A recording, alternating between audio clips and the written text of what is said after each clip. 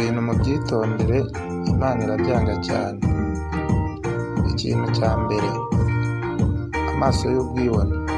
Burya ngo kwibona, kugenda wirata, ibyo bintu ngo Imana irabyanga cyane. Ikintu cya kabiri, ururimi rubeshya.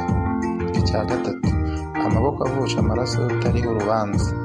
Ikintu cya kane, umutima ugambirira ibibi, ukagira kugambirira nabi, ugasanga wenda uricaye ufashe bije yo kugambirira kandi ibintu uri kugambirira ari bibi, uteguye umushinga rwose wo kugambirira nabi. Ibi bintu ngo Imana irabyanga cyane, ndetse ngo biyibera n'ikizira. Ikindi gikurikiyeho, amaguru yihutira kugira urugomo. Ugasanga umuntu arirukanse ndetse afite ubwira cyane ariko ari ukugira urugomo.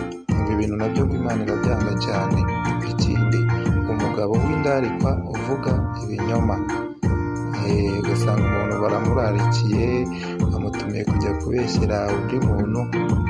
Turabizi, tugomba kuza rwose urubanza tukarutsinda tukarunesha, kandi umugabo nyine ugiye gushinja undi ibinyoma kugira ngo mutsinde urubanza. Ibi bintu nabyo ngo Imana irabyanga cyane. Ikindi nanone ni uguteranya abavandimwe.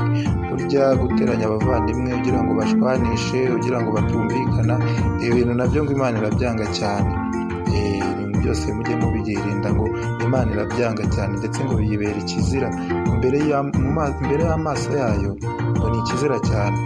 Mujye mubyirinda rwose cyane cyane ko batari na byiza, nta n'ishema bihesha, nta n'umumaro bifite, nta n'inyungu.